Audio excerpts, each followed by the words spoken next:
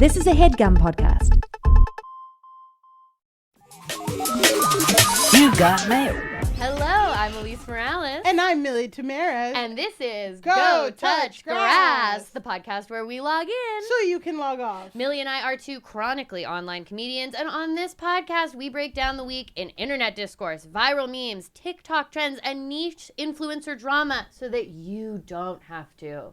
And if you like what you hear today and want to hear more, we got a Go Touch Grass Patreon already up and running with all our test episodes, mini trending topics, a weekly newsletter, and our spin-off series Search History, where we go back and break down a viral discourse from the past. And don't forget to leave us a 5-star rating and review. And guys, today we have an incredible guest with us. We are so excited. I know I wasn't here last week for our incredible guest. I know, you missed out. But I got to listen. I got to listen to the podcast as a listener for the first time ever, which was a wonderful experience. Today we have with us. He's a comedian. He's a writer.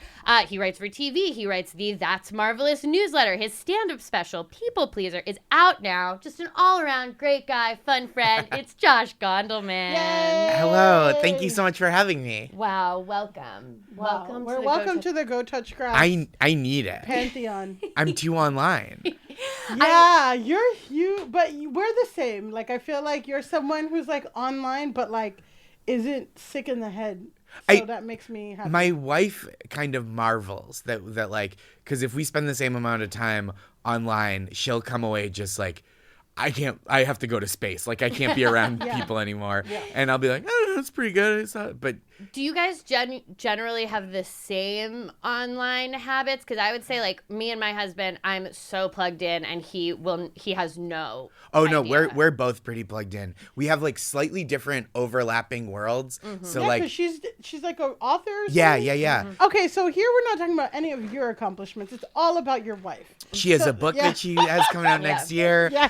She Very just started exciting. a new column for Lit Hub. It's really great. Oh, nice. She's so a really wonderful keep talking writer. about your wife. Could do it the whole time. Big time wife guy over here. Super wife guy, yeah. But I'm saying, so she's in like the book, which there's a lot of drama that we've totally book talk, a lot of book talk drama, a lot of author shit. But you're in a whole different space. You're in the comedy space where sometimes I have to explain, like, where she'll be like, what's Matt Rife? And I'll have to be like, well, long ago, like, years ago, they rebooted a show called TRL. And it's like, man. Let's talk about crowd work video. Yeah, what do you totally. know about crowd work videos? It's like how much context, and she just has she has enough context just from my rantings and ramblings around the house. But it's like, sometimes you're like, oh, right, this person, not Matt Rife necessarily, but like this person will bubble up in the comedy community every few years, and you have to explain like some weird context for like a guy that, you know, did one thing 15 years ago and then people keep referencing it or whatever. Yes. Yeah, with my husband, it's very like, a discourse will have happened, it'll be completely done, I'll be minding my own business, and then Danny will come in and be like, have you heard about this guy, Matt Rife? Yeah. I watched his special and it was pretty bad. And It's really funny. My mom one time, she like 2 years ago or something, she's like, look at Shane. Do you know Shane Gillis? And I'm like, oh my God. She's like, did you see this thing on SNL where Shane Gillis got fired? And I'm like, oh boy. All right, Mom. Just another mom thing. She's like, what's Huna 10th? What's Hunateenth? What's Hunateenth? And I'm like, what? And she's like, June. And I'm like, Juneteenth. She's like, I saw everyone online, and I had to explain to her in Spanish. Right. What Juneteenth is. Sure. She's like, oh, yeah. That's this is kind of unrelated to discourse, but my dad did see my uncle. We were at Christmas, and my uncle brought this little girl who was at our Christmas thing. He bought her this like off-brand light up Elsa that played Let It Go, and it went around on. It could like wheel around on its own, and it had wings, which I think is how they got around it really being Elsa, because Elsa doesn't have wings, but this one did. In the canon, she doesn't. And I referred to her as Elsa, and my dad goes, oh, is she Hispanic? Because the only Elsas he knows are like other old Cuban women, and I was like, no, no, Dad, she's from like Finland. Yeah.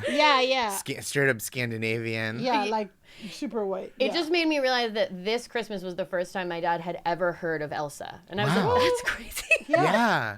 Well, But why would he? His daughters. One time I was walking through the Bronx and this dad was like washing his car and his little daughter was like running around and she's like, "Papi, I'm Elsa." And he's like, "El qué?" Like, what? And that just reminds me of that. Like, and that guy has daughters. Yeah. That age. So, you know. I think my parents would know, like, I bet with my dad, he would know about, that there is an Elsa, probably could connect it to Frozen, probably knows Let It Go, and then that's where it ends, where he's just like, why would I know the rest of it? Right. Yeah, I feel like that's... a lesbian. That's nothing. He knows her resume. Yeah. Yeah, well, like, actually, many people think that she's closeted, Dad. Okay, And then yeah. Two online. Like the queer icon, the Babadook. My dad's like, what? That's two online. Yeah. Your parents' eyes just roll back into their head. Yeah. All right. So, Josh, I explained this a little to you before you came on, but we have a main segment on the show called The Discourse. Yeah. Before we get into that, though, you have been a discourse in your past. I am talking, of course, about the time a deluge of comedians on Twitter all started trying to get you to do cocaine. Yeah. Which resulted in a Change.org petition with over 500 signatures at the time of the Vulture article that I read about it this morning. Mm-hmm. So my question for you before we get started is, what was that experience like and how high are you right now? Okay, there's two great questions. I'm going to start with the second one. Not high, don't do cocaine. Okay. I don't. That wasn't a recommendation. I can't tell you how to live. I was saying I don't do cocaine. But it was Matt Koff's bit, Daily Show writer Matt Koff, who's a very funny comedian, and he tweeted, "Will you do cocaine with me?" It was like a long-running thing that he would be like, "Today's the day that I finally do cocaine," and he would do this for a long time. And then Paul F. Tompkins decided that somehow I had reneged on a promise to Matt to do cocaine with him. So that's how the Change.org petition started. This was probably 3.5 years ago. It's still going strong, and it finally fully crossed over, like, because I think almost everyone that knows about it knows that it's like a long running bit, even if they don't know the beginning of it. But I did last week, someone in my life texted me and was like, "I hate to do this, but do you actually know where I could get some cocaine?" And I was like, I don't. I was like, I know enough dirtbags that if it was a life and death situation, I could find cocaine. Like if it was some kind of like... you could just go back to change.org. That's right. That's right. I feel like I signed it. Yeah. Yeah. But I was like, this doesn't feel like it's a life and death issue. So, I'm not my favorite thing about everything you shared is it just reveals so much about you. One, Josh is connected in the industry. Josh knows people. He's name dropping. Does he need help picking up all the names he dropped? Daily Show writer, Paul F. Tompkins. Wow. Look at that. And two, petitions don't work. That's right. That's right. Because Josh still has not done. I know. That's true. All you have to do is say no to a petition. Yeah. He's got totally normal pupils sitting here. And That's right. listening. Thank you. His pupils are just the exact normal size. Yeah, dilated exactly to the light in the room. Josh, you've also become known for giving people pep talks online. In recent weeks, Elmo has been going viral for asking people and checking in with people on Twitter. Do you feel like Elmo kind of stole your thing when he went viral for asking people how they were doing last week? Do you have any beef you'd like to start with Elmo on the pod right now? I mean, I feel like Elmo has his hands full beefing with Larry David right now. Yeah, we just wanted to kind of try to get in on some of that. Yeah, discourse. Ride that lightning. Exactly, sure. Exactly. It seems like people are really talking about Elmo right now. I'm not trying to chase clout by starting with Elmo. I will say, I feel like I have more of a Grover vibe. You know Interesting. What? Yeah. I would say that Grover is like not one of the ones I'm super familiar with to know his personality. He worked at a restaurant, and I didn't know that. Right? Doesn't he always like get the like bald guy at his table, and he's always fucking up the order, and he's like a superhero and all that. He does the Super Grover thing. I knew. I forgot that he had a day job. Well, unfortunately, hashtag American economy. Yeah, it's not enough to be a artists. Muppet anymore. It's not enough to be a Muppet. We all got to do. Listen, I was filling out substitute teacher applications. It is hard. It's hard. It's hard out here, and even a fucking Muppet who's been working in the industry how long? 30-something years, Yeah. 50 years. Yeah. Gotta get a day job. And Yep. he works as a waiter. And I wonder what those rents are like on Sesame Street. They're probably They're skyrocketing. There's super no. gentrified. They must have a rent stabilized apartment. Though. Maybe, but you see how it started off with all black people and people of color, and now we're getting more and more white people. Clearly, it's gentrified Sesame That's Street, true. and we gotta check that out. Well, let's just hope that Grover owns that brownstone. So yeah, let's hope. So what you're saying is, Elmo can only beef with one Jewish comedian at a time. That's and right. That's like Larry David. I think that's right. And you are like taking a step back. Also, I would say Elmo's checking in with people. You're giving people Right. pep talks. Yeah. Elmo really just kind of opened himself up to it and then was like, wow, thanks for sharing, everybody. I feel so bad But for you're the doing for pep the talks. Sesame. I am. I try to, and that's what I do in the newsletter too. I do pep talks every week. That's marvelous. Can you give an example of a pep talk? Yeah. So the one today was. Can you give me one? I need it. No. Someone wrote in today about how they are a non-binary person with very long hair, and they were like, I've been hoping for a long time. I've been thinking about getting like a shorter, more. They said like a queer haircut and shorter. And they said like, this is the kind of thing that long hair makes me present as more feminine. And it feels like I'm kind of getting by with something, like by presenting a certain way. And it smooths some friction about presenting a different way. And I said, I that's not something specifically that I've dealt with, of like having a haircut that like affirms or states my gender specifically, but I am a person who went from having some hair to having less hair. Yeah. And it's going to be okay. You can do Yeah. it. People will comment, but they were going to comment before. And, Yeah. and I think like you can always go back to having more hair if you don't like how it feels to have less hair, but try not to rub it in, okay? Because we don't all have that option. Wow, and there you have it, folks. Josh Gondelman is the Mr. Rogers of the online community. But I will also say, Mr. Rogers probably has done cocaine You think so? at a party. Maybe. Mr. Rogers is fine. I guess he was like pretty like the time He's that with he the people. was the times was where with he the was very people. popular. I feel like was a very like high partying time. He's Sure. not worried about fentanyl. He's not worried That's about, true. Yeah, yeah. He's not worried about anything. I feel like maybe he's I don't know. Did Mr. Rogers go to Studio 54? But I feel like yeah, probably. He gets in, he takes off his cardigan, hangs it up. Puts on I like don't know if Drew Barrymore was there. She was like 12. Yeah, so that's true. like But I'm just like, when we known Mr. Rogers, he was like older. Yeah. Like, so I'm saying in his party days, when he was a youth. when he was a youth, he was, he was doing a little bit of the nose candy. Back when he was just back before he was Mr. Rogers, back when he was just Freddie R. Yeah. Yeah, well, exactly. there you go. Well, back then I knew him as Freddie. Yeah, we all called him Freddie. Fast Freddie Rogers. No, well, dude, you know Fast Freddie Rogers? That dude was like a Hoover. All right. I'm going to move us on to our game. okay. Okay, so we play a game. This is our classic Go Touch Grass game. It's Love it. called What Are They Talking About? Okay. And the way this game works is I'm going to read you a reply from Twitter, and you and Millie will guess what this person could possibly have been replying to. Okay.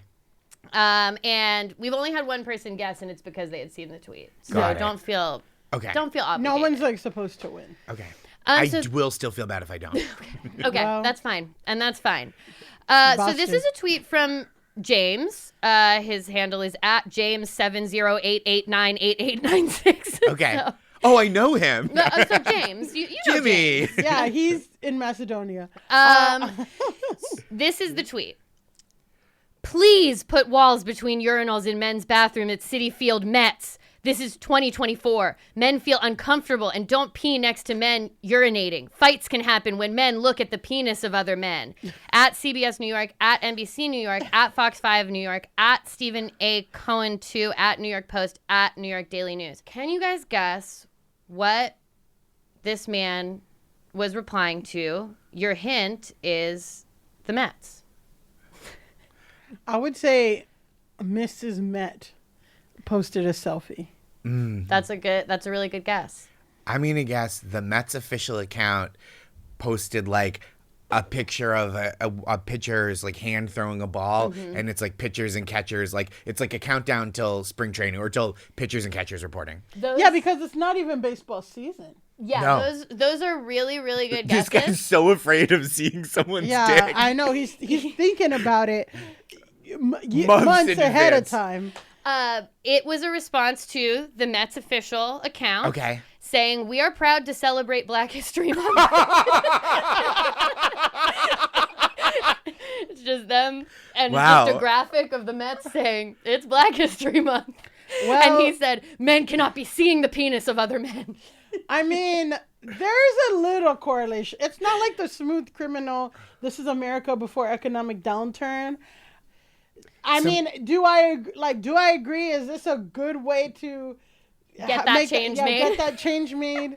No. Petition's not going to do it. Yeah, because clearly, look, Josh don't believe in petitions, but I'm just like, this one of all the ones that we've had so far, of what are we talking about? Like the guy who said he feels like he's living in North Korea because there's a plastic ban, or the person who said Smooth Criminal was the peak of him. I would say this one, I could see the fucked up logic. Totally. It's like How a James beautiful, got to this. reply. And there is like enough connective tissue, right? Like he was talking about the Mets and where they play baseball. Yeah. So you go, okay, he's got that going for him. Because I feel like a lot of the time when a tweet is like that intense and kind of like out in space a little bit, that could be a reply truly to anything. Yeah. Like that could have been someone being like, it could have been like Anna Kendrick being like, it's a beautiful day, I'm gonna go for a jog, and it'd be like, the Mets need partitions. This is 2024. Men feel uncomfortable.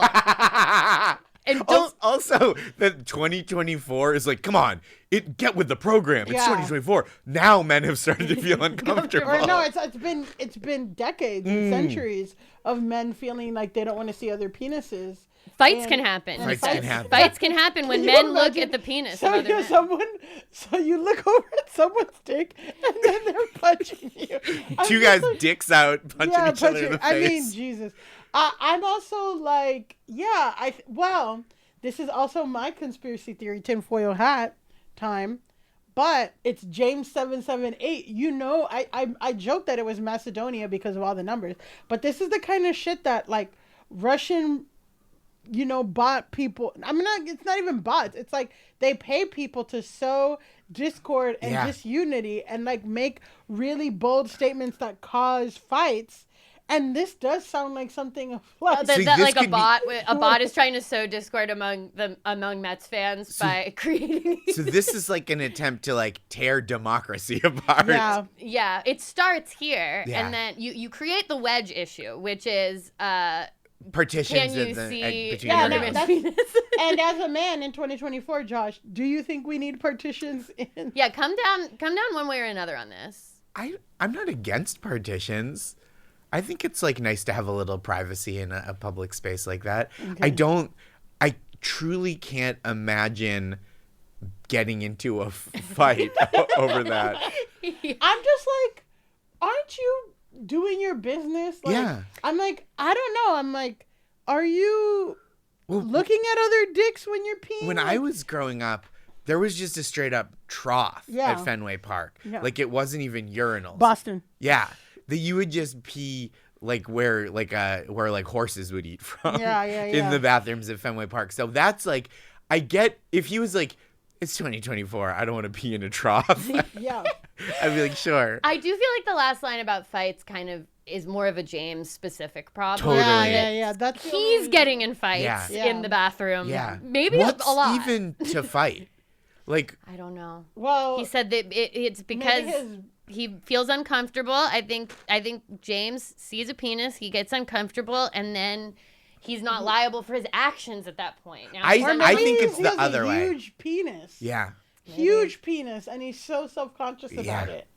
And he's like, I'm tired of people looking at my huge schlong. Yeah. maybe. Do they say schlong in Queens? I think they say schlong in Queens. Okay, well, But I think it's closer to that, right? I don't think it's like I see a penis, I fly into a rage. I think he's like, if a guy looks at my penis, I don't know That's what gay, to do. yeah. Yeah. What does that mean? What does it it's mean? so funny because in other countries, like, I'm just like, one of my favorite things is going to a bathhouse in Japan. Like, Sure. And the American, there's one's Korean, I don't know, and it's just like, nudity is part of life in Sure. many other places. Yeah. But here it's like, I can't pee. And how long Including does the peeing bathrooms at City Field. take? Exactly. It's like, how long does peeing take? Right. Like, it's not, I don't know. I'm just like, this guy can't go to an onsen. I don't know. Yeah, no, he certainly can't. One time when Danny and I went to Berlin, we were at this like lake, and a bunch of people were like sunbathing naked, whatever. Sure. And there was this guy who had rented a stand-up paddleboard, and he was alone, off in the distance. He had like long flowing hair, very fit, very tan. He was stand-up paddleboarding completely naked so fast that it looked like he was like going somewhere. Like it looked like he was on his way to work. He was on his way to fight. Yeah, he was going so Yeah. fast, and like his hair was flowing, his dick was out, and I was like, that's honestly the most majestic thing I've ever seen. Like that person is truly free. That's like as close as a person can be to being a bird, I think. It really was. It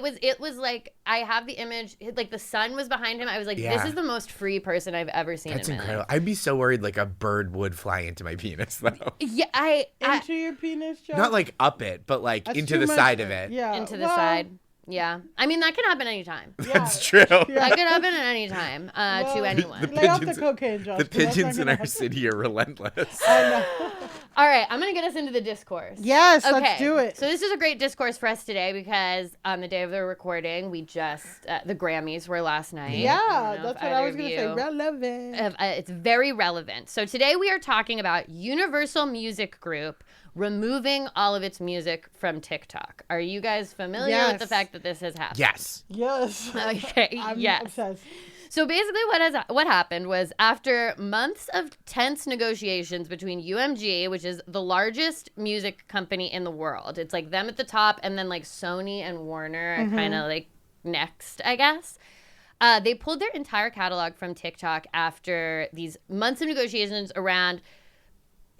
Josh, you were a strike captain, as we Yes. talked about. Let me know if any of these issues seem relevant to Sure. you, if they spark anything for you. Payouts for artists, Yeah. use of AI. All of these things are kind of what the debate was around between the two of them. But what the result has been is that, like, late last week, UMG pulled all of its music. Now, any TikToks that use a Universal Music Group, like any of their artists, are now silent, which is very, very funny because now there's like a large number of TikToks of just like very conventionally attractive young women doing elaborate dances to nothing. Sure. Well, I when I scroll, I like almost never have my sound on, so that's what I see anywhere. Anyways, I like never am on board with the song memes because I like don't listen. I'm just like, oh, they're all doing the same thing. Wonder That's why. what I like about Twitter. It's a silent Yeah, platform. I like that. But It is sometimes- tough yeah. with TikTok to be like you have to like change the settings for it to like open on mute. Yeah. And I had to Yeah. do that because I'm like, I can't be immediately Yeah. pulled into this world. But for the youths, not Yes. that we're not all extremely youthful, but like Josh. TikTok. No, you called it right. No, it's okay. You got mail.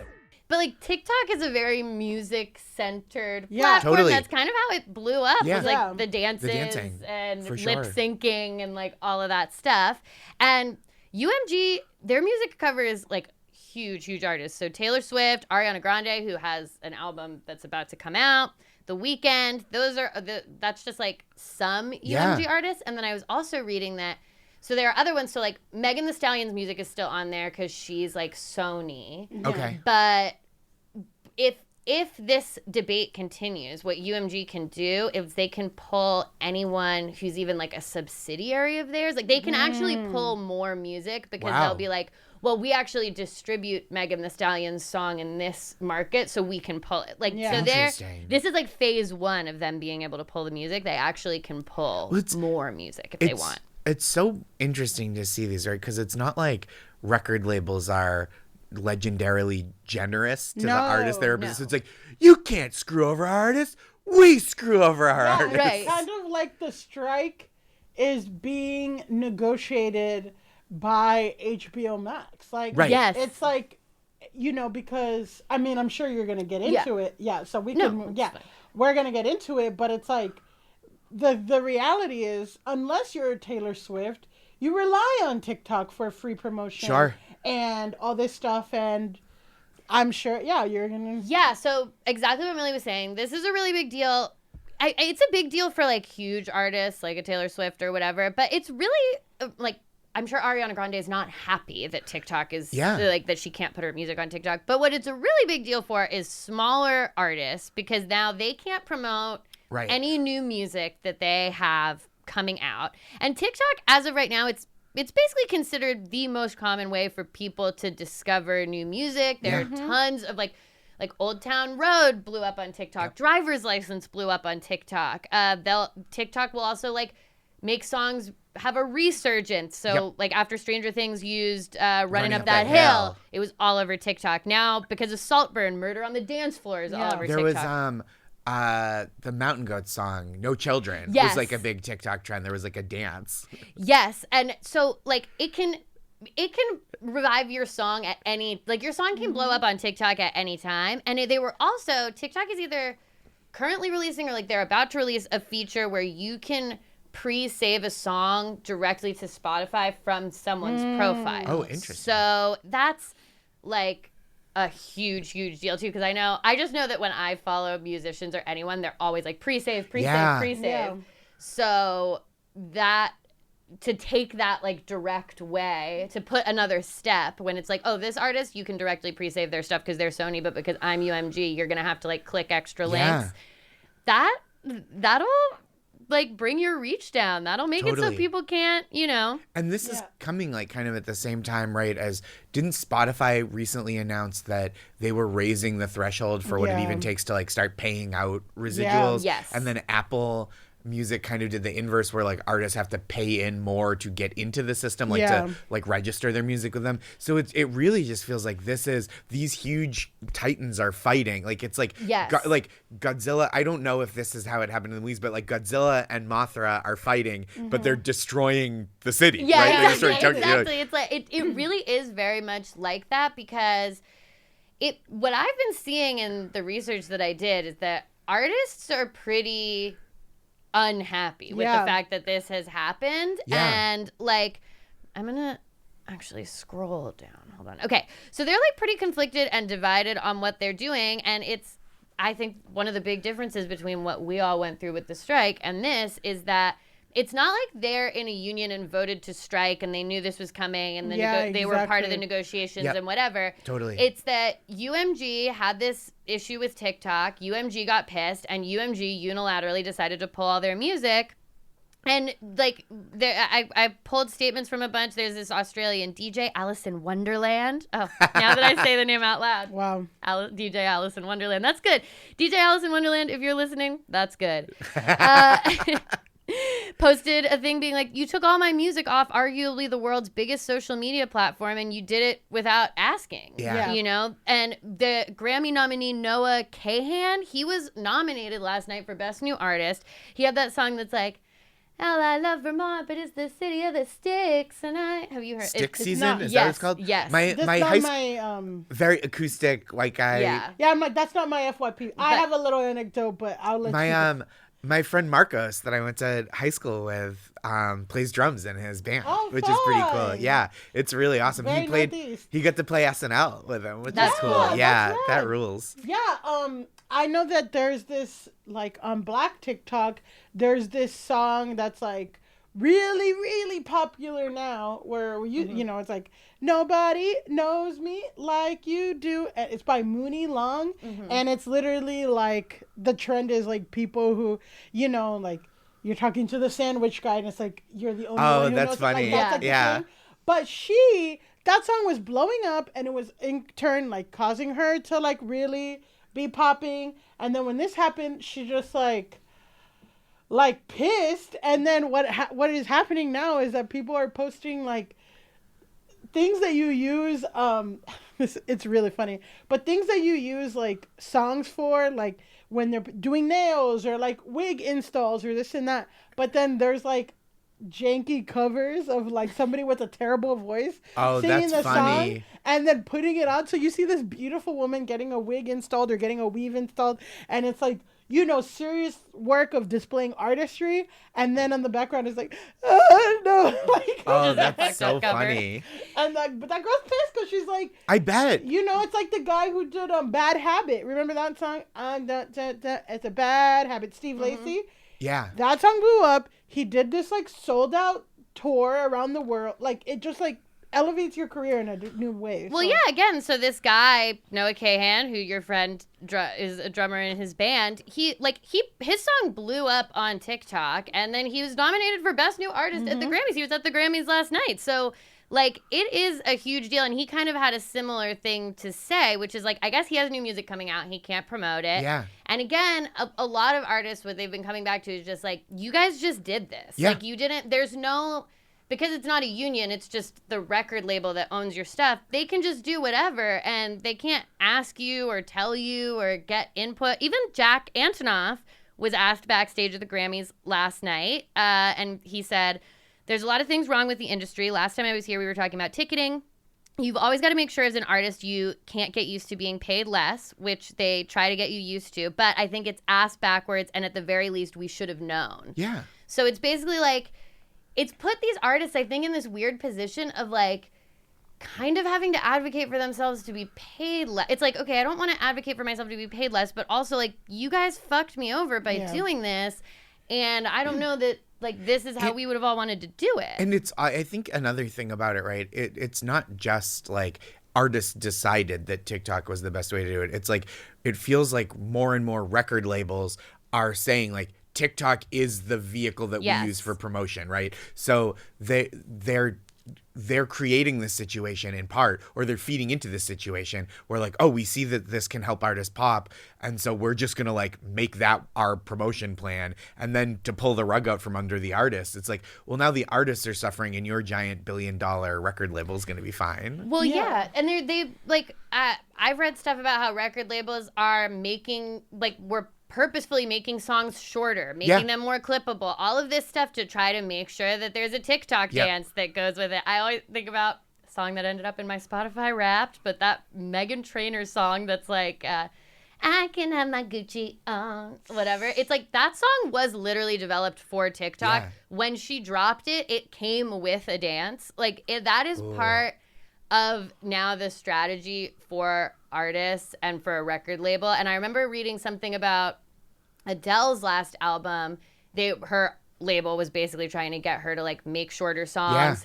Yeah. Fucking Adele doing a TikTok dance is very funny She's to think like about. fake crying. And she's big enough that she was like, no, I'm not going to, and whatever. But as a young artist, imagine like you just completely catered your album to TikTok, and then your record label is like, actually, we're taking everything off of TikTok. Yeah, and it's I mean, what's happening is, again, they're trying to acclimate artists to like get paid less, but also they're trying to acclimate it's becoming impossible to not. The only way that you can make money now is touring. Mm-hmm. And that's why the whole ticket debacle was big last year, because it's like people. You're doing all these tours, and it's so unaffordable for your audience, and you're not even getting in the money. And now it's like one of the ways that you can promote yourself or make some money by streams is getting taken from you without any say or anything. And at the on one end, it's like, the labels have been making things marketable on TikTok, but at the end of the day, like the majority of the way that shit goes viral is free marketing from people. Yeah. People are making these things, like using it. I know that, like, again, that's how, I don't necessarily listen to Afro beats at home every day, but the biggest Afrobeat song, Love, I can't pronounce the Nwati or something. Is that the guy? There was, I bet he was the guy at the Grammys last night. I don't remember, but there was an Afrobeats like performance at the Grammys last night. Yeah, but it's just like, hearing somebody use that in the background of their vacation, or my boyfriend bought me like these things that people are making and using your song as the background, that's free marketing. Yeah. You know what I mean? They're not, Universal Music is not paying people to show like a nail job or their home renovation to the background of their song. Right. So these people are doing it, and then somebody else likes the song, and then they're going to use it, and they're going to use it. So that is free marketing. And it's like, because Universal Music doesn't think TikTok is paying them enough or whatever, it's like now they're squandering the bag. And it's like, in the long term, more people will know about, it's not about the actual money from the clicks, it's about the promotion overall. You know, it's like, you know, people are saying they're blocking their blessings, because it's like, it's not just that, you know, people like are getting residuals from that. It's like the dance turns into, I'm going to save the song turns into, I like this artist. Yep. I like this artist turns into, I'm going to go see their tour. Totally. I like their tour, I'm going to see their merch. And it's like, they're just stopping at the beginning, and they're stopping the whole pipeline, which is so greedy. I wanted to shout out, that's what I was looking up. Some folks that organize with UMAW, the United Musicians and Allied Workers. Oh, cool. Which is like I mean, there are also union musicians, right? Yeah. And they were like out in force during the SAG-AFTRA and WGA strikes, which is really cool. Like the days they came and like played were like that's very awesome. But it's like people helping the music industry organize to ideally like collectively bargain and figure out like how to get the fair cut, right? Because, you know, Spotify goes, well, if we pay artists fairly, then there's no Spotify. And it's like, you don't get to have a business if your business model is stealing. There's also no Spotify if there are no artists. Yeah. So what are you? Well, I feel like that is the big thing that's missing here, is that it's not a union led situation, and so it's not actually. It's being done in the name of the artist, but like, is that actually who it's being done for? And like, I will say TikTok's pay is really bad. I pulled some numbers, and I guess they pay like I don't know exactly how this works, but they pay a lump sum rather than a revenue share situation. And they pay the labels less than half of what the labels get from Meta. I guess they like they recently like renegotiated with Meta and a bunch of these other platforms. YouTube was another big one. YouTube is different. But I don't know. well, so that's kind of what TikTok says, is they're like, YouTube's different. YouTube has YouTube Music. We don't have that. We're a promotional platform. But then at the same time, TikTok is releasing, like, now you can make 10-minute long videos. Yeah. Now you can do longer stuff. So Sure. TikTok's response is to kind of be like, we're just a promotional platform and we don't get anything from hosting this music. And that's also kind of disingenuous too. Like, you guys... It's completely disingenuous. Yeah, like, you guys... the fact that music blows up on your platform is a big part of why your platform is famous. Your platform became famous from dancing to music and dancing clips and lip syncing and shit. So, like, don't act like you don't get anything from the fact that you're now the number one platform for finding new music. And it's they're so MySpacing, sad. basically. Because I remember back in the day, MySpace was how you found new music. Absolutely. Yeah, I loved MySpace was the best for music. And that's the same thing, too.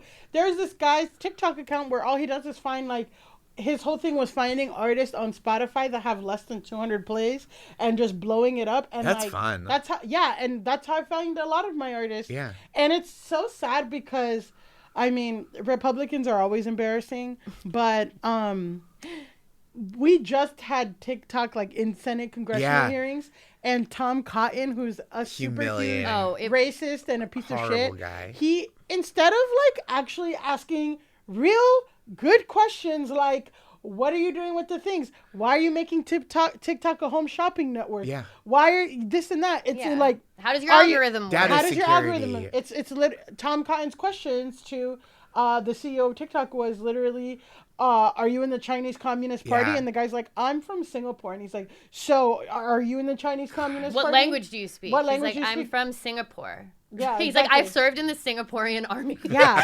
So it's like, because the guy's so racist, we're so stuck on that. Yep. We're not asking real questions that actually could help our country and our economy. Oh, It's every time a social media company has to go before Congress, it's so It's embarrassing. brutal. It's unbelievable. They're like, how do I log into my Wi-Fi at home? Absolutely. That's absolutely What's what it my is every time. It's like, password? so this is like the radio, and you're like, oh no, you're 500 years, like you're truly 6 decades out of date with technology. So you call it TikTok. Where's the clock? Yep. And you're like, Yes. what are you? So, oh my god. Brutal. There's that, or just straight up like You know, my cousin is Republican, and no one likes their tweets. Yeah. And that's suppression. Why is he shadow banned? Why is he shadow banned? It's because Hey, James just replied to me. Why aren't there barriers in the urinals at City Fields? What do you have to say about that? And the guy's like, I'm from Singapore. I don't know. Yeah, I don't know. I don't put the partitions in the next bathroom. I'm not in charge of the sports bathrooms.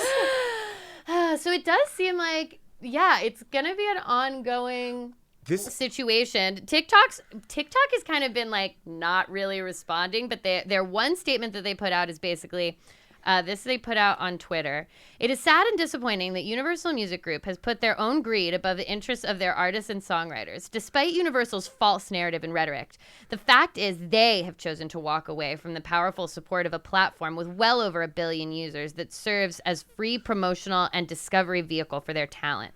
TikTok has been able to reach an artist-first agreement with every other label and publisher. Clearly, Universal's self-serving actions are not in the best interests of artists, songwriters, and fans. This reminds me of when like some cable provider, like the Dish Network, will like stop. They'll be in a fight with Disney and they'll stop carrying ESPN, and then ESPN will make all these commercials that they run other places that are like, you gotta call them and tell them you want our network back. Yeah. And it's like, you fucking deal with it. Yeah, I'm just some guy. I know. It's like, you want us.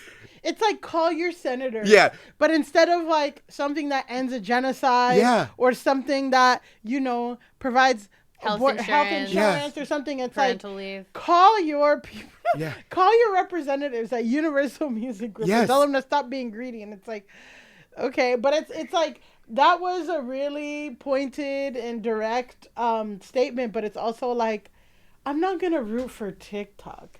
I know, that's the thing. Also evil too, and greedy and whatever. So it's like, I can't root for anybody, but I feel bad for the artist. Yeah, that's how it always is, right? It's like the artists lose. None of these like big corporate battles are for the benefit of the artist. No. Any benefit the artist sees is either ancillary or it's because the artist fought their own label or fought the platform for it. Exactly. And it's just very, I don't know, it's so interesting to see this going down after all of us being in the entertainment industry and seeing like I'm so sorry. I laughed because you're like, after we've all been in the entertainment industry, oh yeah, that part of my career is done. I'm out of the industry. Not anymore. No, we're podcasting. We'll talk after. To whatever degree there is an entertainment industry still, we are all working and we're trying. We're trying. And we would love But do you have those to substitute teacher applications? Girl, they pay $200 a day. Okay. And that's all I'm saying. And don't you have to get like a recommendation from the principal? I know, that's the thing. That's the obstacle. Listen, I looked at the substitute teacher thing too, and you got to get a recommendation from a principal. I don't think I know any principals. No, you have to walk into a school and be like, hey, that you live around, and be like, hey, can I get the email of the principal? And usually the principals are so desperate, they'll be like, yeah, sure. Wow, because that was what stopped me dead in my track. I was like, well, I don't know a principal. Yeah, same. I don't know. I don't even want. The thing is to go to like the nepotism. 5 schools. I know. The nepotism. It's always who you know. Yeah, even fucking, always who you know. School substitute teachers are nepo So my babies. Dad's not a principal? Yeah. My mom was a principal. Wow. Okay, so we know. Wow, Josh Nepo is a principal, nepo baby. He could be a sub anewhere. That's right. That's right. I have a card that they show if I go into a school and someone gets mad at me. I show them the card. I'm like, friend of FOP, friend of principals. That's ridiculous. Okay, so this is an ongoing conversation. We're going to put a pin in that discourse, and I'm going to move us on to our next segment, which is called Cursed Content. I'm ready. Okay, this is our segment where we talk through some content that is cursed, that we think reveals something deeply troubling about the world, or would just upset us. And for this piece of cursed content, I didn't have to do any background research. All of the information is right there in the TikTok. I sent it to Elise because it disturbed me. Yeah, this was actually sent to me on a couple different channels. Millie sent it to me. Many people were saying, Elise, have you seen this TikTok? And I was like, this is actually a perfect TikTok for us to show to Josh because it incorporates one of your interests, have interests, shoes, sneakers. You're known as you're known as a sneaker guy. I have too many sneakers. That's certainly true. You have cool shoes, Thank Josh. You. That's very I'll kind. say it. Thank you. You got cool shoes. Finally, someone says it. So, I'm very interested to get your take Okay. on what we're going to see here. My husband and I have removed the bottoms of all of our shoes. We decided to start walking barefoot, and one of our followers had a great idea. Since some businesses don't want us being completely barefoot, if we cut off the bottom of our shoes, it'll allow us to be barefoot but blend in with everyone else. This is a huge commitment, but we were willing to make it. These are our favorite shoes. Our shoe collection is worth more than $20,000. But this is a sacrifice we're willing to take because walking barefoot means the world to us. The benefits of walking barefoot are priceless, so now our shoes are worth more than money could ever be. So today we got to work and started removing the bottoms. We weren't sure if this was going to be easy or hard, and it ended up being pretty easy. We made little shelves where our toes are and our heels are. We made a little lip on the bottom of the shoe where our toenails will go so they can latch on, so we'll actually be able to hold on to the shoe while trying to walk without the bottom. And we did the same thing for our heels. The experience of cutting off the bottoms of our shoes was very freeing and detoxifying, just like walking barefoot is. So after we cut the bottoms off, we decided to try it out. So we went to our favorite store, Sephora, and as you know, they don't really like us in here without shoes. I needed to grab a few things for a trip we're going on. The experience was absolutely perfect. The workers came up to us, they talked to us, they even complimented our shoes. I definitely recommend this if you're trying to go incognito barefoot. It's the perfect way to get all the benefits of going barefoot, but also have no one know. So, Josh, initial reactions to this couple that says it is so important for being barefoot is such a high value to them that they've cut the soles off of all their shoes. So, if that's the case, if barefoot is such a priority, why was he wearing socks while he was cutting off the bottoms of the shoes? well, I mean, that's a great that's question. an important question. That jumped out at me. I was like, this guy's a fucking phony. Yeah. Well, so what are you saying, Josh? You're saying stand in business? I think so. Say if you're gonna be barefoot in the streets, you should be barefoot at home. Yeah, barefoot in the streets, barefoot in the sheets. Yeah. Jesus Christ, those sheets are disgusting. Horrible. Yeah, So to say, they have to wash them twice a day. There's something about the visual of them creating a shelf so that they could grip onto the shoes with their toes, so the shoes aren't flopping around. That really sent a shiver down my spine. Sounds horrible. And I did look through the comments to be like, what are people saying about this? And it is mostly people being like, why don't you just get those barefoot shoes that are like, is this a fake thing? no, this It's is real. real. The shoe, like the barefoot people, it's like a big online community. I get It's on that. Facebook. It's on this whole thing. This is real, unfortunately. That's why it's in our cursed content. Yeah, thing, it's Josh. bleak. It's bleak. Your face, can I just say your face? When they while you're revealed, watching- when he held up his foot. Oh, when you were watching them take the sole off, yeah. your face was horrified. I mean, it wasn't like, because also some of the shoes that they have, it's like, these people are incomprehensible to me because they were cutting up like those golden goose shoes, it looked like, they're like $600 shoes that are like beat to shit when you get them. It's like a real rich person, like, creative director guy, yoga mom. Yeah, as we said with Kareem, I'm like trying to find one of those suckers to date. But it's like, these people already have $600 shoes that look like shit. And then they're cutting off the bottoms of them. Yeah. They said their collection was worth $20,000. Yeah. The other line that I love is just, and as you all know, Sephora doesn't like it if we go in there barefoot. And I'm like, I need why does everyone know? Why are you trying and to she's go like, in Sephora barefoot? Yeah, when we were there, they were talking to us. We asked questions. They even complimented her. I'm like, what was your experience at a Sephora before? Because it sounds like you just had a normal Sephora experience. Where before they'd be like, not again, get out of here. You gotta have your shoes on, damn it.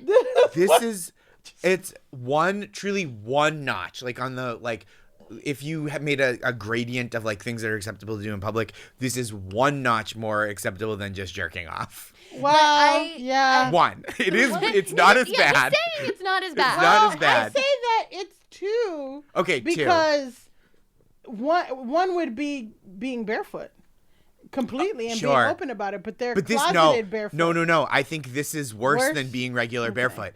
Like you said, stand on business, be barefoot. Yeah, that is true because I don't want. If I'm talking to someone who's barefoot, who's full like soles are touching the ground, I want to know. Yeah, I want to know that I'm in a Sephora and you're barefoot. This is dick through the popcorn bag at the movies. Yes. Wow. This is like, you're trying to get something over on me and it's gross, and you just be upfront. Yes. One time I was in, I have a weakness. I have many weaknesses. I'm a human. But I was in the RIP, the White Castle that was on 8th Avenue one time, and I went to go order, and this guy comes in, and, he looked like, I'm not going to, make fun of a homeless person, but he looked like he was experiencing homelessness. Mm-hmm. But he came on with no shirt on. Sure. And a shirt around his neck.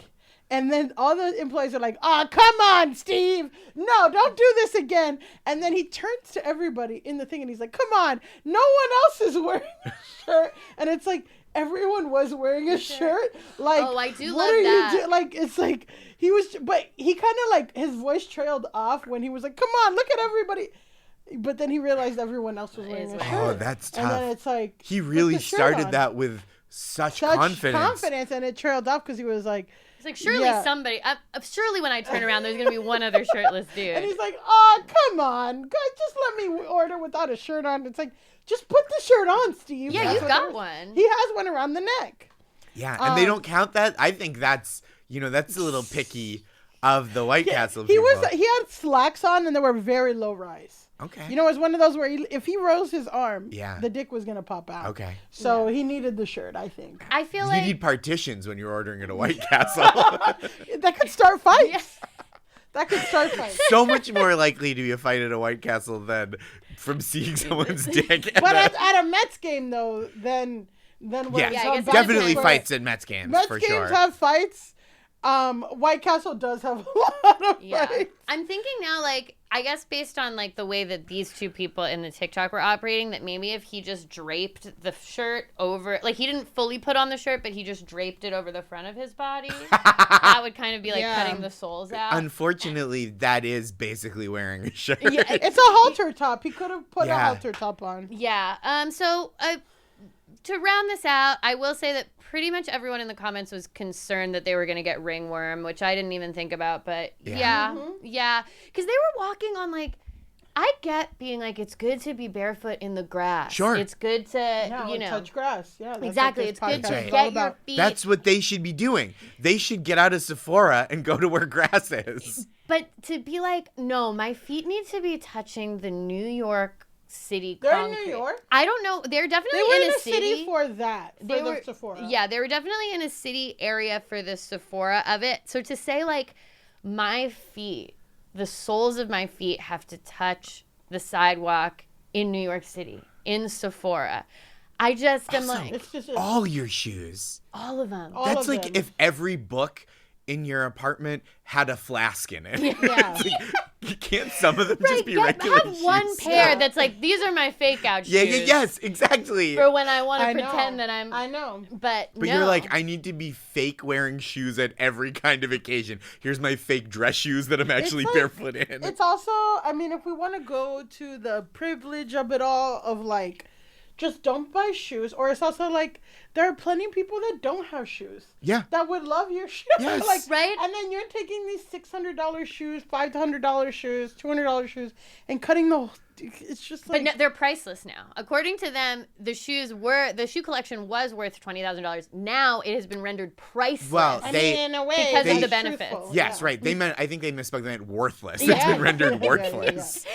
because the benefits are so great to being barefoot in a Sephora can that you you im- couldn't have shoes on for that time. Can you imagine how bad your feet would feel if every time you went out you had to cling with your toes to the front of your shoe? That's you what- would get home and you would be all gnarled. It would look like Stregonona's Yeah. fingers. That's insane. That's so insane. And also, like, I have, pretty rough feet. Like, I fucking was so pissed the other day when I went to go get a gel manicure and they charged me $15 extra to get callus remover. Wow. Like, Damn. which is just the real cost of being a bad bitch, whatever. But these people are gonna get charged like $100. Like, I'm Yeah. like, what are their pedicures like? That shit has to be so nasty. Yeah. They Yeah. probably don't get them. No, I have don't like think a they're getting callus them. teal. Yeah. I don't know. I It's think just that gross. part of it is that They they want want to develop like a hobbit's foot, Yeah. like it's like a thick Disgusting. skin so Right. that you can walk anywhere. They can't even get it. They would just have to put the bottom of their foot up on one of those deli meat slicers once a week Literally, and just get that bottom layer removed. So that's cursed content. I'm That's sorry that you had to brutal. see that, but we That's did all have right. to bring it to the people of Go Touch Grass Nation. Yeah. And I did feel like your background as someone who appreciates shoes. Yeah, It was that the right is- thing to bring to you. I hated it on a lot of levels. Thank you for that. It really. Well, we and do what now, we and now can. you'll always know that somewhere out there is a couple that has cut the soles off all their shoes Yeah. and is walking around. Yep. Oh, Well, thank you, Elise, for that. and you're welcome. And we're going to do our final segment of the show, which is Grasshole of the Week. Can't wait. This is our segment of the show where we tell someone kindly or unkindly to go outside and touch some grass. And this week's grass hole was hard because there were so many people this week who need to go outside and touch grass. But this person has posted so much that it was like she made it her mission to be nominated grass hole. Wow. Maybe one day, that is a hope that I have one day for the podcast, is that once we've achieved top of the charts, world domination, Sure. that people are saying, I want to be the grass hole. I'm trying to get on the podcast. Well, I want to be told to go touch grass. our grass hole of the week goes to Lauren, known as @LoyalToLauren on TikTok. Okay. 4 days ago, Lauren was at Planet Fitness working out, and she saw a woman who had an exaggerated BBL. And there's a lot of BBL content. BBLs come up on the podcast so A much. lot, because it's important. It's like Internet it's the boob discourse. jobs of this Yeah. decade. I was thinking recently, because it's like BBLs, there's like a place you Brazilian go, right? butt lift, yeah. And then you go, if you want to get your hairline fixed, you go to Turkey. Turkey. And I feel like every country should have, because it used to be, I think the like story, and this, stop me if I'm wrong, Mm-hmm. that like, I think the term is gender reassignment surgery. Gender Yeah. like confirmed. Yeah, Yeah. yes, like and that would there was like a like Affirming, gender affirming. gender affirming surgery, and so like Sweden, I think would do that for a while, and so I think every country should have a surgery. Have that a they surgery. do. That's their Well, one. BBLs, people get them all over. Yeah. But it's called Brazilian butt lift, but you can get them all over. Turkey is known specifically Yeah. for the hair transplant. And hair transplant TikTok is crazy. It's so funny. It's really fun and interesting, and some of them are really good. But Josh, let me finish. Because Sorry. we haven't even started to what happened. No, I apologize. So Lauren was at Planet Fitness working out, and she saw a woman who had an exaggerated BBL, and she decided to record. First, she put the camera on herself, and the text on the video says, "Okay, the BBLs have gone too far." And then she sneakily recorded this woman without her consent, and then wrote on the thing, "way too far." And the caption on her post says, "Yeah, I'll keep my butt." Throw up emoji. #BBL. The video got The one. throw up emoji, it's like, oh no. I Oh thought my at first you meant like my butt stays throwing up. Yeah, yeah. No, she's like the BBL's disgusting. Yes, I understood. Yeah. But at first, The Sorry. video got 1.9 million views on TikTok. I discovered this video on Twitter, so Okay. who knows how many people have seen this Yeah. video. And the woman in the video, who the other woman was talking about, saw it.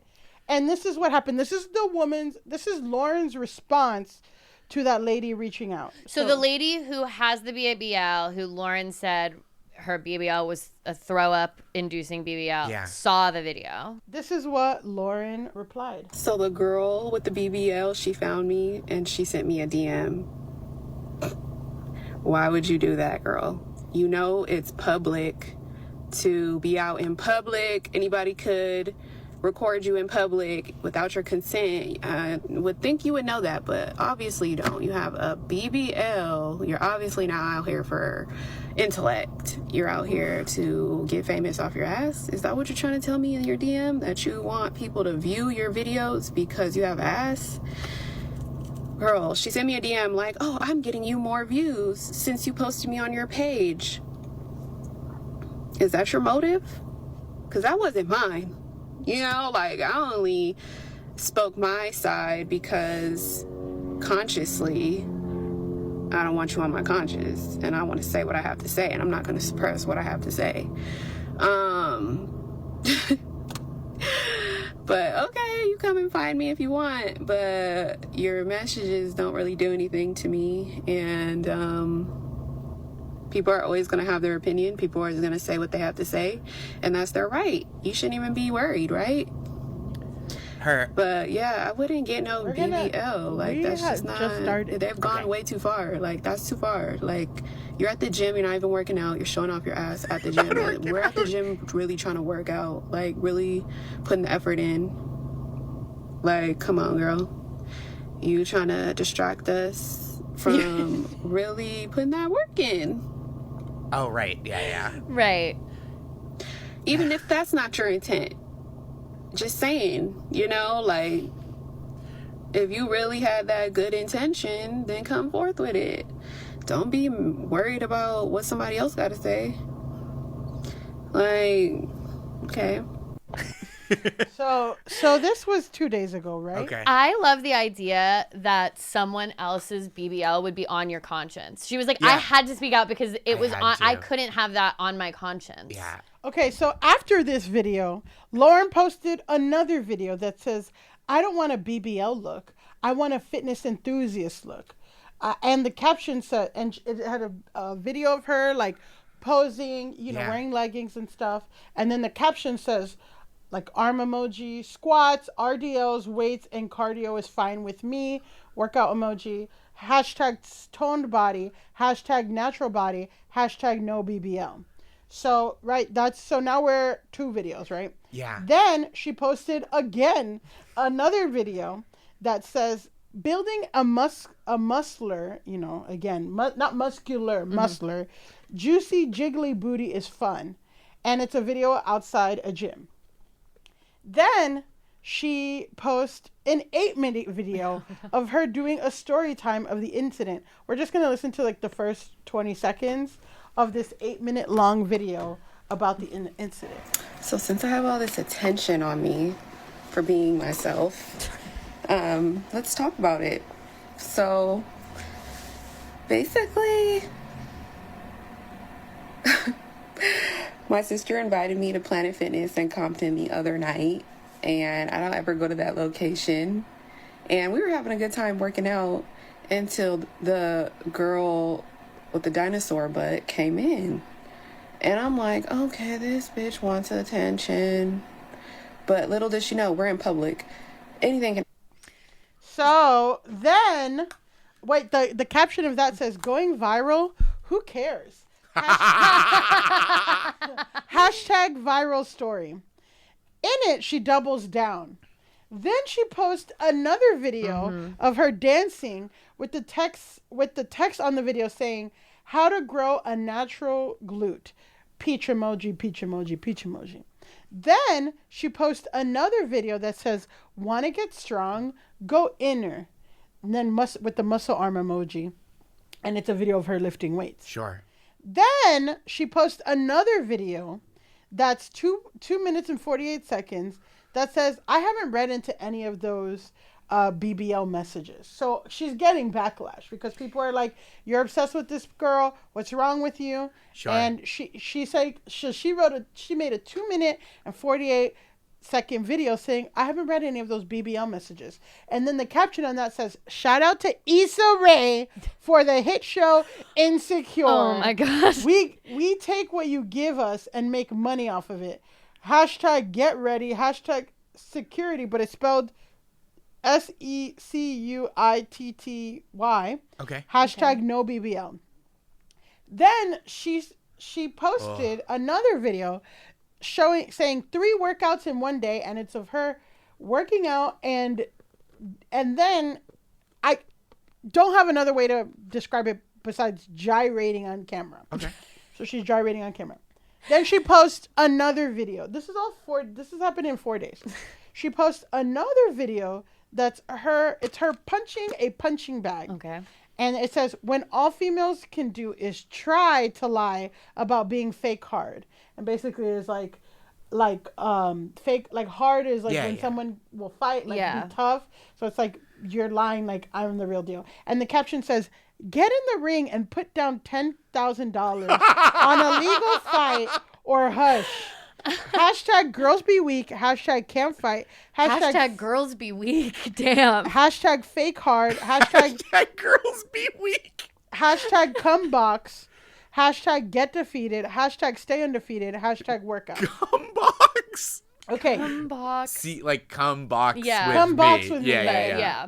Then she posted a video of her eating at Olive Garden. This was unrelated. I just thought it was That's funny. nice. Yeah. I was I wondering love- what else she's been up to. I know. I Okay. love when in the middle of like what's clearly like a storm Yeah. like this, it's like, and also I'm at Olive Garden. And also, she's at Olive Garden. Congratulations. And she said someone else paid for it. So it's like, okay, great. Congratulations And to then- Olivia on her first communion. Mhm, exactly. And finally, 9 hours ago, she posted this a is video ongoing. with a quoted section from an article from The Verge and the on-screen text says, "The law on recording in public." And in the on-screen the clip of the article is like, technically it's fine, but there is some, basically even the clip that she posted wasn't really like exonerating. I mean, maybe I could find it, but like it wasn't really exonerating her. It's just like, yeah, people should have an expectation that if they're in public, they might be recorded, and it's okay. So then the caption says, "Book smart / street smart. Hashtag learn. Hashtag grow. Hashtag teach. Hashtag clarity, like not clarity, but clarity. Hashtag the law. Hashtag recording. Hashtag public. Hashtag law of mass media. Hashtag the media. Hashtag no BBL." I think that's like a KRS-One verse from Yeah. 1989. Then, okay, so the woman in the video that she was recording has since come out and posted an explainer. And, let me tell you something about the Go Touch Grass research team. We're bilingual, baby. So I'm just going to I'm going to just share a little clip. Okay. But this woman is speaking in Spanish. Es verdad, yo vi el And video, she's ella like, se burla, usted debería reportarla. Para los que no saben, yo soy la del video, She's del like, BBL, "It's me donde from the una video." mujer se atrevió a grabarme And sin mi there's this lady consentimiento dentro del gimnasio, taking lo a video cual of está me. There's this woman taking a video of me without my consent. And it's bullying. It's also sexual harassment because she's taking a video of my ass. Yeah. And also, she's taking a video of my ass, and it's also like, this is against gym policy. Planet Fitness this is what this woman's saying, like, Planet Fitness has clear policies that are like, do not record other people without their consent. And also, like, again, that's sexual harassment. She did not consent to, or whatever. She goes on and says like, she knows she has a like exaggerated BBL, but she's also like an OnlyFans creator, and that's what her fans like, whatever. And it's made her money. She has almost 50,000 followers. Like, she does have like a big following and whatever, so there's that. And then in another video, we don't even have to look at the audio, listen to the audio, but in it, she does like a side-by-side of this woman making fun of her, and also like telling the other girl, like, you're engaging in cyberbullying. Like, this is cyberbullying, and you specifically recorded my ass to make fun of me. So that came out like right after like the first or second video, and then this other girl, Lauren, has been posting through it. So that is why Lauren has gotten Grasshole. Yeah, I have so many thoughts about this situation. It's interesting to me because it's completely unclear. Lauren keeps being like, we were having a fine time at the gym until the lady with the BBL came in and she's distracting us. And it's like, it seems like she just went to the gym. Yeah. With a big butt. Yeah. That's all. She went Which to the is not gym a and crime. she had a BBL. That's not. Josh says it's not a crime. Not a It's not a crime. crime to be at the gym with a big butt. Exactly. And it's also very funny because her thing is like, it's not a crime to record people. It's not a crime to be at the gym with a big butt. Yeah. So why are you... And also, it is the thing is that she's like, if you're in public, you're going to get recorded. Planet Fitness is not public. Right. It's a private business. They have their own rules. That people pay money to. Yeah. And she, just like you pay your money there, she pays her money there. And she has a right to not get recorded. Yeah. And just because something's not illegal doesn't mean that it's like cool to do. Right. Yeah. Right. So it's also like it's like this. It's this surgery shaming. It's this BBL shaming. Like, it's really mean spirited. Yeah. And then again, the 12 videos that she posted in 4 days just is like, get offline, girl. Going viral destroys people's brains because it takes a person who's like a person living a life and it makes them briefly famous without any benefit, and it destroys your brain. And then you go, and I think this is such a common reaction, right? To be like, not only was the thing I did fine, it's actually the right thing to do, right? Like if she was just like, you know, that was a little mean of me. This is like, I work really hard at the gym and it's stuff with my own body that seeing you makes me feel, and like, shouldn't have put you in my video and made it identifying. I didn't want to ruin your day. Fine. But just that she's like, not only do I hate big butts because they drive me crazy at the gym. I can't work out in the presence of one. I can't even lift weights. They make my arms jiggly. And I become weak. Yeah. Your butt takes the strength out of my muscles. But she's like, it's actually right of me to do, and you should fight me or else you're a coward. It's like, what? How did we get there? And she just wanted to have a big butt at the gym. It's also like, you know, it's like, well, if you were smart, you would know that it's illegal to record someone in public, but you're not smart because you have a BBL. It's like, girl, you don't know this woman. You don't know this woman. You're being mean. You know nothing about her. You have your own things that you're projecting onto somebody just because they have a BBL. And the thing is too, it's like, it's her body, which is what she's saying. She's like, what the woman, Melissa, she's like, look, it's my body. I'll do whatever I want. And just because someone has a BBL doesn't mean that they're stump. Yeah. Then she started like speaking up for all women who have BBLs, which is really funny. But it's like, okay, cool. But she's like, it's my body. I'll do whatever I want with my body.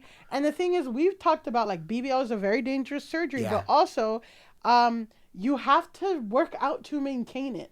Like if you don't work out the muscles there and whatever, it will have like really crazy consequences too, which is like, it's like you put your life at risk, and if you don't do the right exercises to maintain it, it will be for nothing, because that's like a really common thing, is that they do go away. I didn't know that part of it. Like, yeah, I knew it was dangerous. It's super dangerous, but also like depending on the kind, it can just go away. Yeah.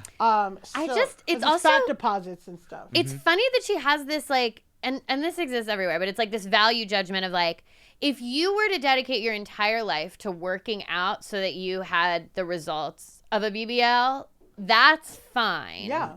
And that's not distracting, and that's good. But for this woman to like get a BBL and then work out, it's like, you're bad. You did it. You got a big butt the wrong way. The right way is to do it the way that I personally am doing it. And I'll fight you. It's like someone saw my dick at the Met Stadium. It's a full circle here on Don't Touch Grass. It's just like, this girl's a loser, which is what she was going viral on Twitter.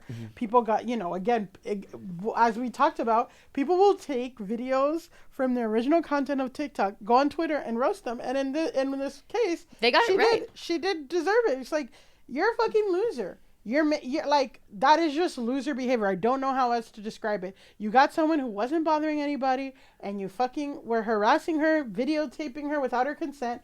She called you out. She said, don't do that. Now this woman's banned from all Planet Fitness locations. So in the video, she's like, do you know how that's like the most permissive gym? They give you pizza when you're there. I know. People say, it's a prison gym because it has the same things, whatever. But she's banned. She's banned from all Planet Fitnesses. That's why all the videos of her working out are from other gyms who probably don't know that she did that. But like, if I was in the other gym or whatever and I saw this, I would ban her from my gym for sure. Too. There's no way that she's going to learn the lesson of, I shouldn't do this at the gym. No, I think it's very clear from her other posts, which I feel like is like the initial post is loser behavior, to be like, I'm so irritated and annoyed by someone else's body, I can't work out, and I'm going to film them, and like, I'm going to make my opinion public. That's like one layer. And then to just be like, actually going viral doesn't matter. I don't care. I don't care what any of you guys are saying. I'm not reading the messages. Come fight me then. Pay $10,000. Get in the ring with me. It's fine. I'm at Olive Garden. Like, it's just like, you're spiraling visibly. Yeah. And spiraling, it wasn't like the Melissa, this other woman, escalated, right? She was like, hey, this is just like, it's hurtful that you did this to me. And like, I don't think I'm stupid because I have the surgery. Here's who I am. She wasn't like, and now I have to fight you, right? She wasn't like threatening. that's the thing too, is Melissa, the other woman, was like, in Spanish and in English, like, hey, I don't like when people make fun, and it's not okay to make fun of people for any kind of body, you know. And this is also a whole thing, not necessarily BBL. It's funny, it's in this instance, but like that's a thing with fat people all the time, which is like people will take this like minor celebrity, and I almost researched it, but like this minor celebrity back in 2014, was model was banned from Planet Fitness because she took a selfie and put it on Snapchat of this like fat woman in the background, and she's like, ew, I can't believe I have to see this in the gym. And then it was like a woman changing too, and yes, so she's banned, lifetime banned from Planet Fitness, and it's exactly like, it's like, this behavior is not okay at all. And also, which is a whole other thing, which people do for fat people, it's like, listen, you tell fat people to go to the gym. Or, you know, when people have a body that you find like not attractive or whatever, you say go to the gym. Or when somebody has a BBL, they have to maintain it. Like even Cardi B says, I know I bring up Cardi B all the time. It's like, even Cardi B's like, yeah, I got all these surgeries, but if you don't, even if you get lipo, whatever, if you're not working out to maintain it, it will like fuck you up. So it's like, this woman's doing what she's supposed to do, and then someone is having a problem with it. So it's like, it's just not okay. I don't know. There's this whole debate now about like, what are the parameters of recording someone in public, recording a stranger in public?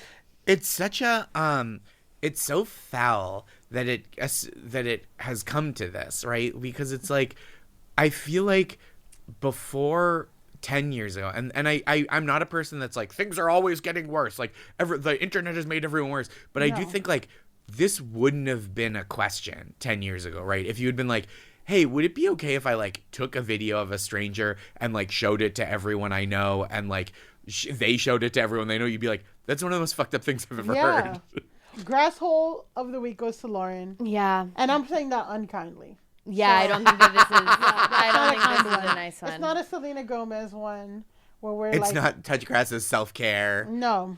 This is get off the internet, Lauren. Yeah, Lauren, you got to stop posting. Maybe you just get back to Olive Garden. Yeah. But she's posting in Olive Garden. I'm like, go work out, but it's like, and don't post. The absolute greatest twist would be if she also just had a smaller BBL that she was unsatisfied with. Yeah, like her BBL just didn't like look that good. All right, well. Thank you so much, Josh.